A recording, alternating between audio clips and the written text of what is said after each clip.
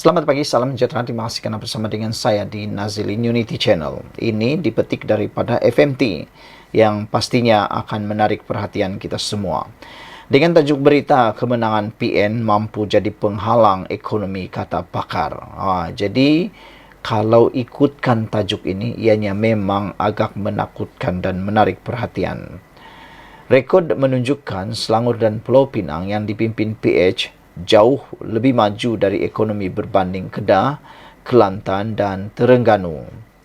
Kemenangan oleh Perikatan Nasional PN di Selangor, Pulau Pinang, malah mungkin juga Negeri Sembilan, dilihat mampu menjadi penghalang terhadap ekonomi. Bukan menjadi pemangkin kepada ekonomi menurut laporan ini, tetapi boleh atau mampu menjadi penghalang terhadap ekonomi. Pandangan ini dikongsikan pakar ekonomi kepada FMT Businesses menjelang PRN di 6 negeri pada 12 Ogos ini. Kesimpulan itu berdasarkan keluaran dalam negara kasar KDNK, pelaburan keluaran langsung asing FDI, dan unjuran pendapatan tahunan setiap negeri. PN yang merangkumi PAS, Bersatu dan Gerakan melawan gabungan Pakatan Harapan PH dan Barisan Nasional BN untuk menguasai Selangor, Pulau Pinang, Negeri Sembilan, Kelantan, Terengganu dan Kedah. Kelantan yang kebanyakannya ditakbir PAS sejak 50 tahun lalu antara negeri termiskin negara ini. Selangor pula yang menjadi kubu kuat BN sehingga jatuh ke tangan Pakatan Harapan atau Pakatan Rakyat pada 2008 adalah yang paling kaya. Angka tidak menipu.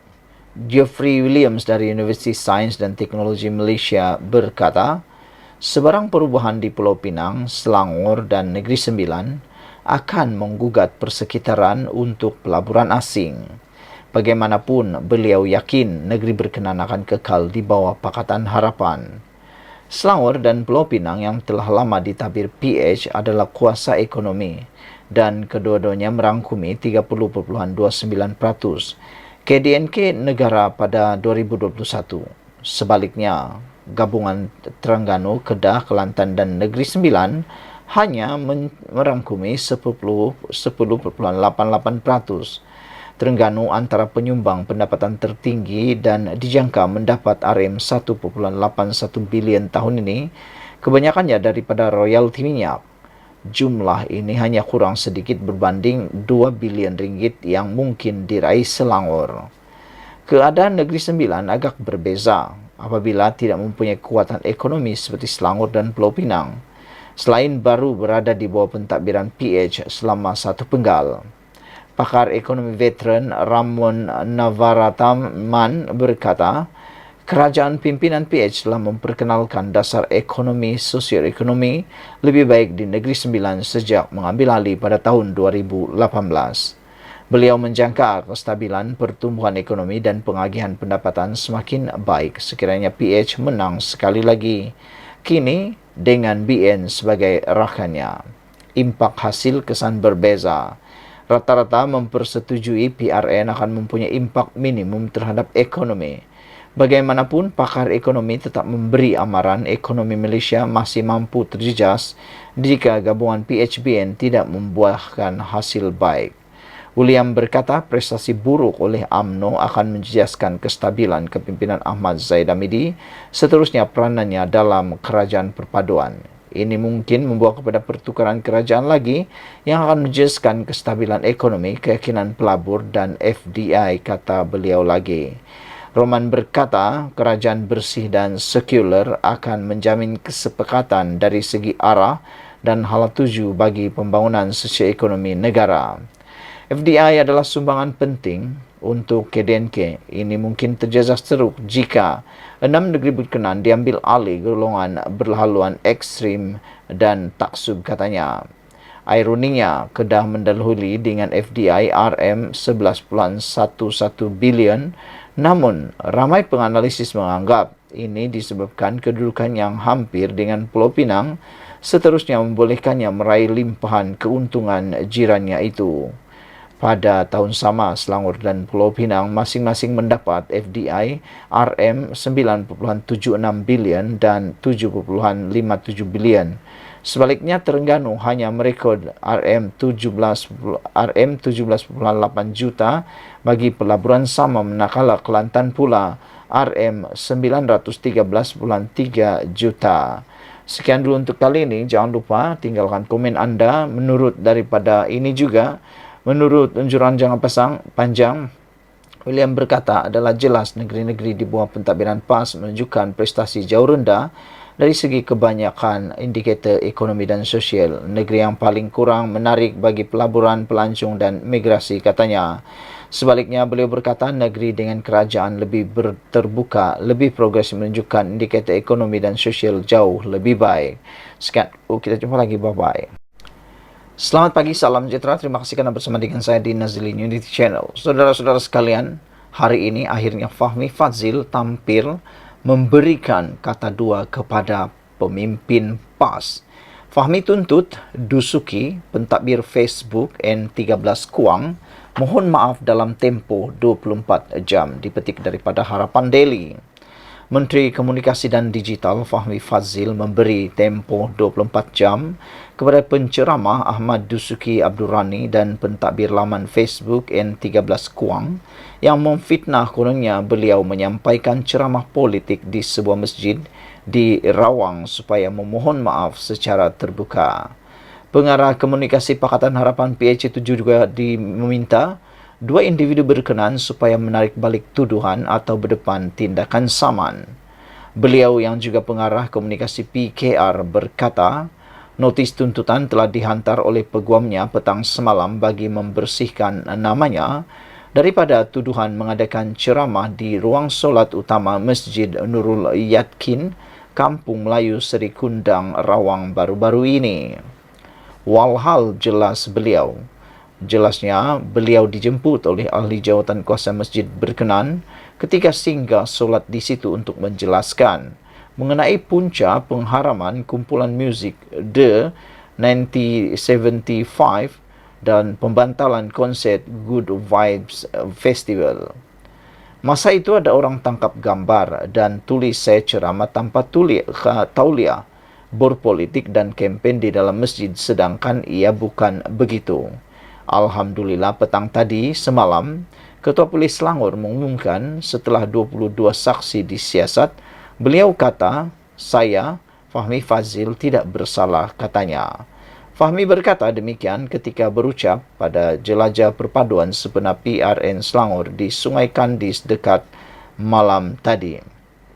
Turut hadir Timbalan Presiden PKR Rafizi Ramli, Pengarah Strategik PKR Akmal Nasrullah Muhammad Nasir, Setiausaha Organisasi DAP Steven Sim Chikong, dan calon Pakatan Harapan PH bagi Dewan Undangan Negeri Dun Sungai Kandis, Zamawi Ahmad Mughni.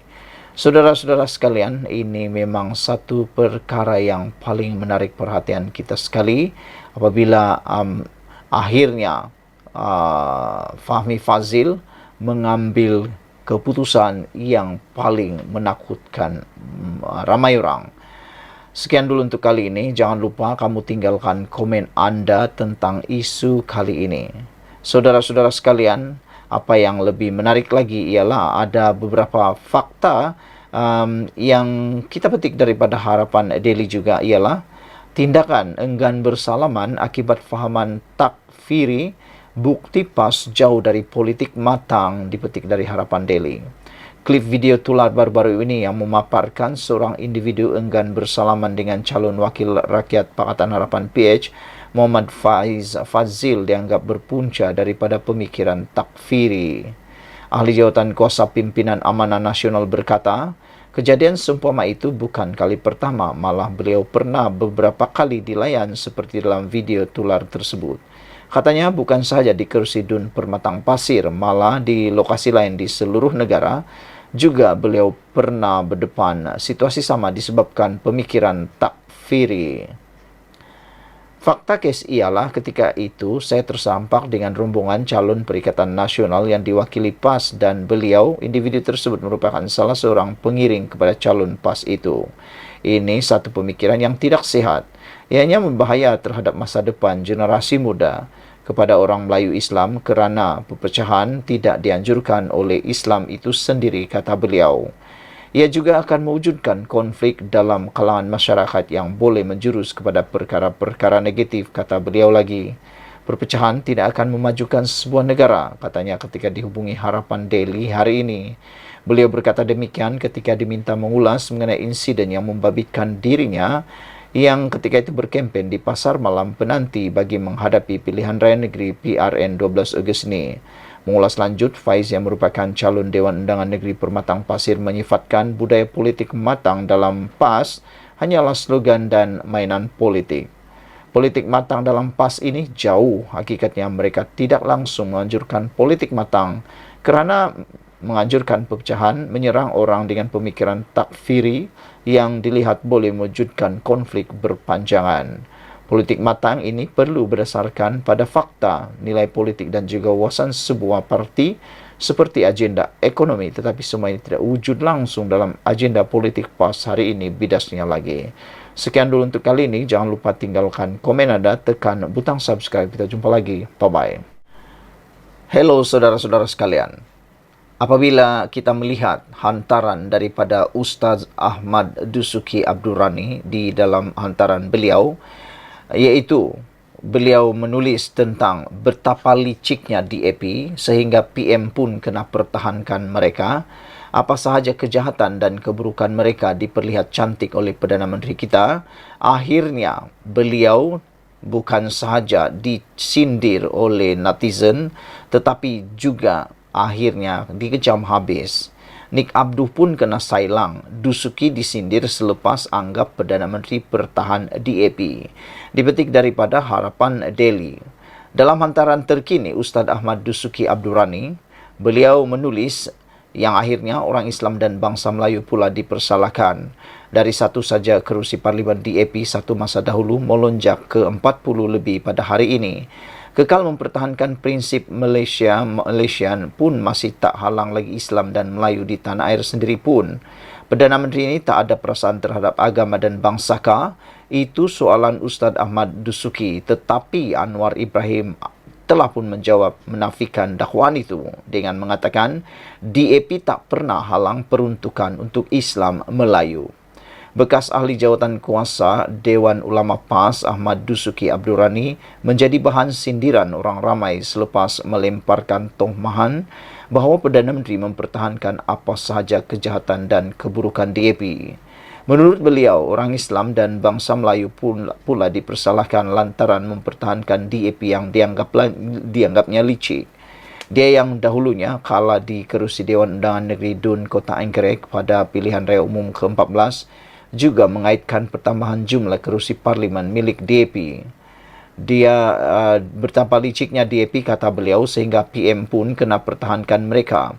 Apa sahaja kejahatan dan keburukan mereka diperlihatkan cantik oleh Perdana Menteri kita yang akhirnya orang Islam dan bangsa Melayu pula dipersalahkan, kata Dusuki lagi. Dari satu kerusi Parlimen DAP satu masa dahulu melonjak ke lebih 40 hari ini, tulisnya di Facebook. Malah dilihat jauh berbeza dengan sikap politik budiman dimiliki bapa saudaranya, bekas Mursyidul Ampas almarhum Tan Sri Nik Abdul Aziz Nikmat. Dusuki menganggap Anwar seperti tiada perasaan terhadap Islam dan Melayu. Beliau kata DAP kekal mempertahankan prinsip Malaysian pun masih tak halang lagi Islam dan Melayu di tanah air sendiri pun. PM ini tak ada perasaan terhadap agama dan bangsakah? Soalnya pula tanpa menguraikan kejahatan dan keburukan DAP pada era kerajaan perpaduan ini. Ekoran hantaran Dusuki menjelang tibanya hari pengundian pada pilihan raya di 6 negeri minggu depan. Orang ramai mengkritik dan menyindir penceramah PAS itu. Antaranya pengguna Facebook Samsurizan Nur Syam yang menggesa Dusuki menjawab 3 soalan daripadanya terlebih dahulu. Apakah kejahatan dan keburukan DAP? Perdana Menteri ke-10 buat majlis agama setiap minggu, ada DAP halang? Soal beliau. Perdana Menteri ke-10 bagi peruntukan kepada majlis agama lebih, ada DAP halang? Itu soalan beliau.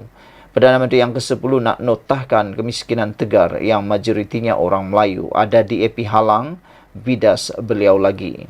Sehubungan itu, Sam Surizam mengingatkan bahawa rakyat tidak bodoh dalam menilai kerana semua orang boleh sekadar cakap tanpa berasaskan fakta dan melihat kebaikan yang berlaku. Paling sedih, Nik Abdu kena sailang geng sendiri teringat kisah Karbala. Kenapa gerakan diberi bertanding di kawasan majoriti Melayu?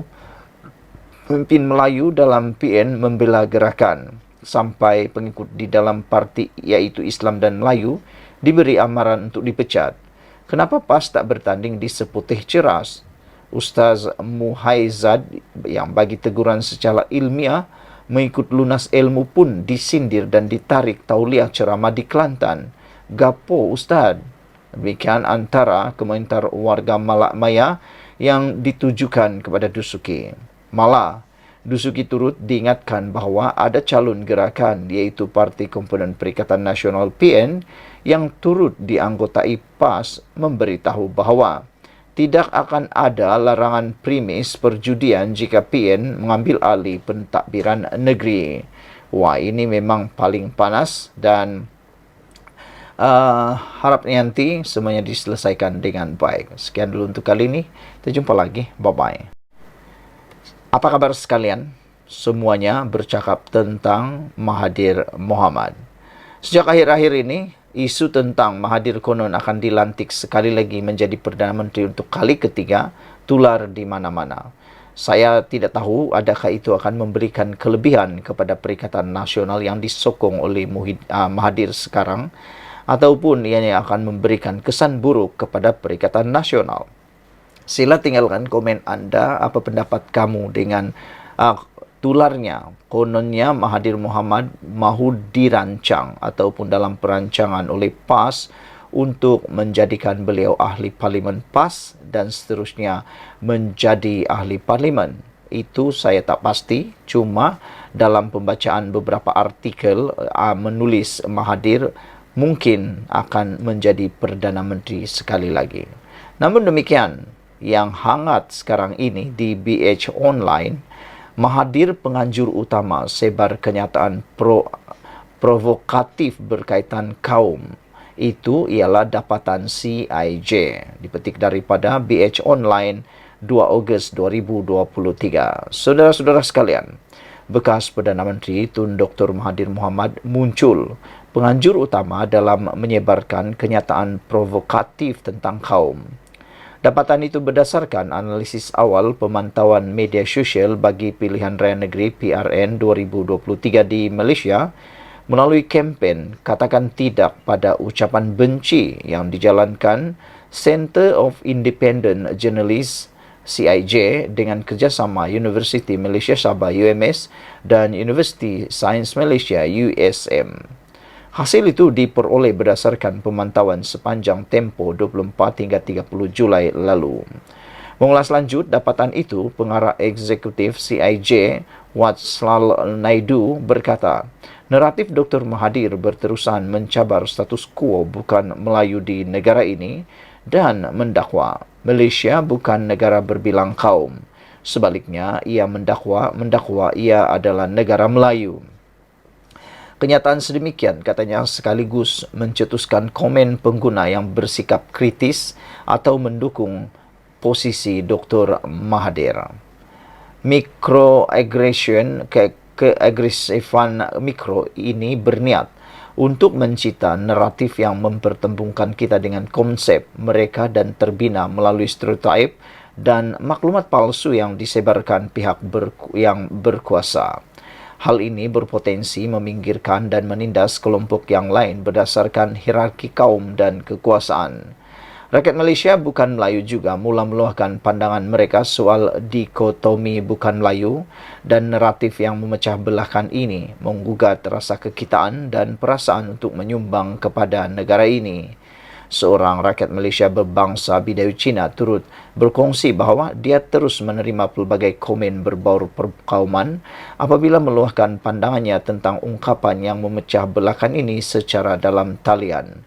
Justru kita yang berada dalam keadaan berbahaya sekiranya tidak segera menggesa kebertanggungjawaban dari pihak berkuasa apabila mereka terus menanam rasa benci, terutamanya dalam kalangan anak muda di Malaysia, katanya dalam kenyataan hari ini.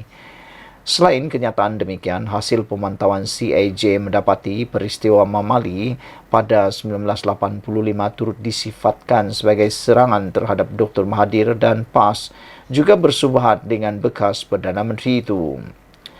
Mengikut hasil pemantauan itu, sebahagian daripada hantaran mempersoal semula kejujuran posisi PAS sebelum ini. Pemantauan dijalankan itu memproses 18.721 hantaran sepanjang tempoh seminggu dan dikategorikan mengikut tahap keparahan ucapan. Hasil pemantauan CAJ menemui hampir 85.08% atau 15.927 hantaran daripada hantaran media sosial berada pada tahap 1 yang mengandungi komen umum dan perbezaan yang tidak menyinggung dalam isu diperhatikan. Hantaran lain iaitu 14.7% bersamaan 2.765 hantaran berada di tahap 2, bahasa dan kandungan yang menyinggung atau bersifat diskriminasi. 0.13% atau 25 hantaran di tahap 3, bahasa dan kandungan yang menyahmanusiakan atau agresif, dan 0.02% 2 hantaran di tahap 4, bahasa dan kandungan yang membabitkan seruan atau ajakan kepada keganasan.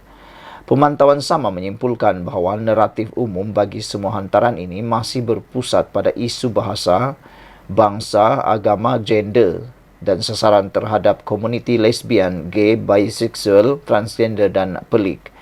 Bagaimanapun, ia tidak sampai ke tahap keparahan ucapan benci yang tinggi. Selain itu, komen penjanaan pengguna UGC berada di tahap 2 dan ke atas menunjukkan komen berkait perkauman, xenofobia, homofobia dan transfobia turut dinormalisasikan tanpa ada sebarang mesej penolakan daripada pimpinan politik atau masyarakat awam. Sekian dulu untuk kali ini. Jangan lupa tinggalkan komen anda untuk isu yang paling hangat pada hari ini. Mahathir penganjur utama sebar kenyataan provokatif berkaitan kaum. Ini dapatan daripada CIJ, dipetik daripada BH Online. Kita jumpa lagi. Bye-bye. Menjelang pilihan raya negeri yang tidak akan lama lagi diadakan, ini pengakuan dan kenyataan Datuk Seri Anwar Ibrahim yang benar-benar panas dan mengejutkan pastinya, siapa lagi kalau bukan Muhyiddin Yassin. Anwar Ibrahim dedahkan bahawa kontrak untuk anak menantu Muhyiddin, boleh tak kamu sebut tak buat apa-apa? Itu soal Anwar Ibrahim kepada netizen semua. Saudara-saudara, dipetik daripada Sinar Harian.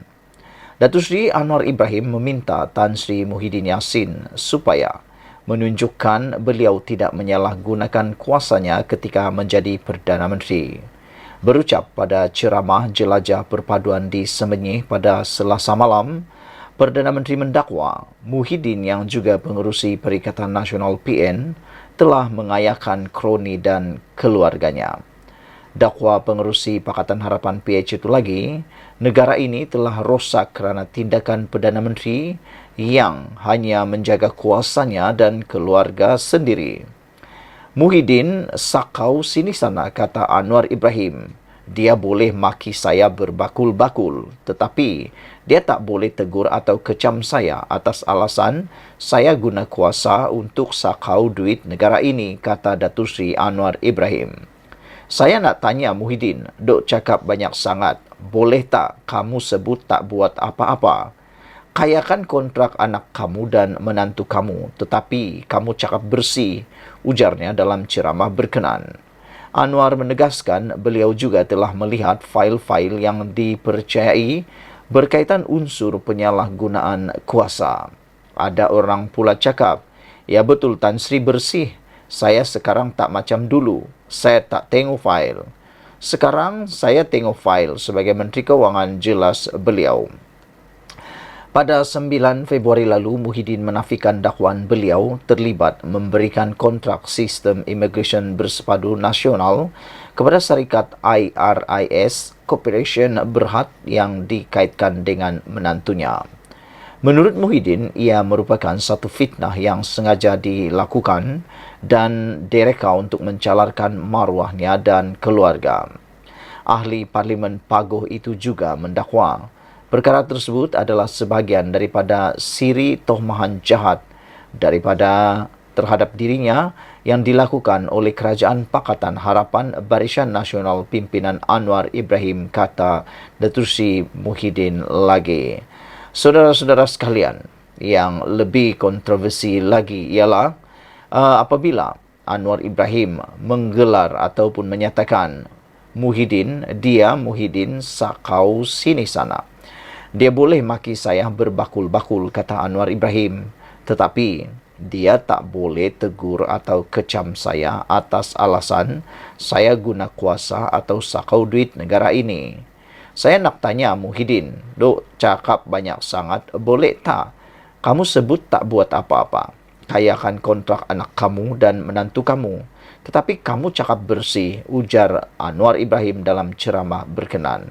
Dalam satu ceramah Anwar lagi yang saya lihat di dalam video, beliau mengatakan bahawa Anwar Ibrahim rasa lucu dan geli hati apabila pemimpin ataupun penyokong Perikatan Nasional menyanyikan lagu Hoi Hoya Hoi terhadap Anwar Ibrahim. Anwar Ibrahim kata dia tak marah pun, bahkan dia nyanyi sekali Hoi Hoya Hoi itu dengan lirik yang lain, iaitu Hoi Hoya Hoi, mengapa kamu sokong Muhyiddin juga, kata Anwar Ibrahim. Apabila beliau kata Muhyiddin sekarang juga adalah salah seorang daripada kluster mahkamah dan telah pun didakwa untuk beberapa tuduhan berkaitan pembunuhan haram dan rasuah serta penyalahgunaan kuasa. Itu sebabnya Anwar Ibrahim kata, dia Muhyiddin sakau sini sana, dia boleh maki saya berbakul-bakul, tapi dia tak boleh tegur atau kecam saya atas alasan saya guna kuasa atau sakau duit negara ini, kata Anwar Ibrahim. Dia juga ingin bertanya kepada Muhyiddin, dok cakap banyak sangat, boleh tak Muhyiddin kamu sebut tak buat apa-apa, kayakan kontrak anak kamu dan menantu kamu, tetapi kamu cakap bersih, ujar Anwar lagi. Anwar menegaskan beliau juga telah melihat fail-fail yang dipercayai berkaitan unsur penyalahgunaan kuasa. Sekian dulu untuk kali ini. Jangan lupa share video ini. Kita jumpa lagi. Bye-bye. Selamat petang, salam sejahtera. Terima kasih kerana bersama dengan saya di Nazlin Unity Channel. Yang ini pendedahan paling menarik sekali. Apabila Sanusi buat pengakuan yang kita tidak jangka-jangkakan berkaitan dengan curi unsur nadir bumi. Dipetik daripada Malaysia Kini. Dengan tajuk, Sanusi akui pernah jumpa suspek curi unsur nadir bumi. Netizen mula bertanya, Sanusi dah mula buat U-turn ke, kata mereka. Tak tahulah apakah itu U-turn atau tidak, terpulanglah pada mereka. Menteri Besar Sementara Kedah Muhammad Sanusi Maknor mengakui pernah bertemu seorang warga China yang kini diburu berhubung kecurian unsur nadir bumi REE di negeri itu. Bagaimanapun, Sanusi berkata urusan warga China itu adalah dengan pejabat tanah dan galian Kedah serta Menteri Besar Incorporated MBI milik kerajaan negeri yang mana tidak melibatkan dirinya. Sanusi memberitahu Malaysia Kini yang individu tersebut memiliki syarikat tenaga solar yang mengadakan usaha sama dengan MBI dan telah berada di Malaysia sebelum dia menjadi Menteri Besar pada tahun 2020. Saya tak ingat berapa kali jumpa dengan individu itu. Yang saya ingat, jumpa di pejabat sekali dan rumah terbuka hari raya sekali, katanya ketika dihubungi. Walau bagaimanapun, kata Sanusi, mereka tidak boleh berkomunikasi memandangkan warga China itu tidak berbahasa Inggeris dan Melayu. Jumpa pun tak boleh cakap apa sebab dia tak tahu bahasa Inggeris. Dia sudah ada di negara ini sebelum saya jadi Menteri Besar lagi. Saya tak tahu sejak bila, kata Sanusi. Malaysia Kini tidak mendedahkan nama suspek kes jenayah selagi dia belum dituduh di mahkamah. Sanusi berkata demikian ketika menjawab soalan berhubung sidang media Menteri Dalam Negeri Saifuddin Nasution Ismail di Alosta, di mana dia mendedahkan gambar Sanusi bersama-sama dengan suspek. Saifuddin berkata, Tidak salah untuk Sanusi bergambar dengan individu tersebut, namun tidak seharusnya menafikan yang dia mengenalinya. Terang ada surat dari Menteri Besar dan CEO MBI dengan nama dua warga China yang saya bangkitkan berkali-kali. Menteri Besar harus bertanggung jawab menjawab soalan yang dibangkitkan, kata beliau. Sanusi kata suspek bawa penterjemah. Bagaimanapun dalam ucapan di Kuala Kedah hari ini, Sanusi berkata, dalam pertemuan dengan suspek, individu itu ada membawa penterjemah bersama-samanya. Dialah cerita kad saya pasal dah bagi kad MBI. RM 5 juta sebelum ini, dia dah habis RM 30 juta. Dia dah buat macam-macam persiapan dan dah ada perjanjian MBI sebelum saya masuk ofis, kata beliau. Bila saya jadi Menteri Besar, jadi saya kata teruskan saja. Buatlah apa yang nak buat, tapi make sure pastikan ikut undang-undang, kata beliau dipetik Berita Harian. Pemimpin PAS itu turut mendakwa dia hanya sedar Saifuddin merujuk individu tersebut selepas melihat gambar yang didedahkannya. Sementara itu, Sanusi turut mempersoalkan tindakan Saifuddin yang memberi tumpuan terhadap kes di Kedah di saat adanya perlombongan haram RII di seluruh negara. Katanya ia berdasarkan kenyataan Kementerian Sumber Asli, Alam Sekitar dan Perubahan Iklim dalam mesyuarat Majlis Mineral Negara bahawa ada 60 lombong haram RII. Pasal apa Pudin etek serang Kedah, kata beliau. Dan kenapa etek masa pilihan raya dan pasal apa tak etek sebelum ini atau selepas pilihan raya? Pasal hang nak main politik, nak ambil kesempatan isu RII, nak burukan orang, kata Sanusi. Dia tak elok, hati tak murni. Pi cari lagi 59 lombong tu. Ada di Negeri Sembilan, Pahang, Perak. Awak tak pi siasat. Pasal apa mai ke Kedah je, kata beliau. Pasal hang nak bunuh Sanusi. Nusi ni nyawa lihat bos. Dia payah mati, katanya, seperti dipetik. Setiausaha Agung PKR itu dalam ceramahnya di Kedah Sempena PRN kali ini telah membangkitkan dakwaan mengaitkan Sanusi dengan kes RII di hutan simpan Bukit Enggang, Sik, Kedah. Sanusi menafikan dakwaan yang dibuat dan mengancam untuk memfailkan saman, namun Saifuddin mempertahankan dakwaannya dan terus membuat pendedahan berkenaan isu tersebut. Individu yang dinamakan Saifuddin dalam sidang medianya adalah milik salah seorang daripada dua warga China yang sering disebut dalam ceramahnya yang didakwa diambil kerja oleh MBI untuk kerja penerokan RII.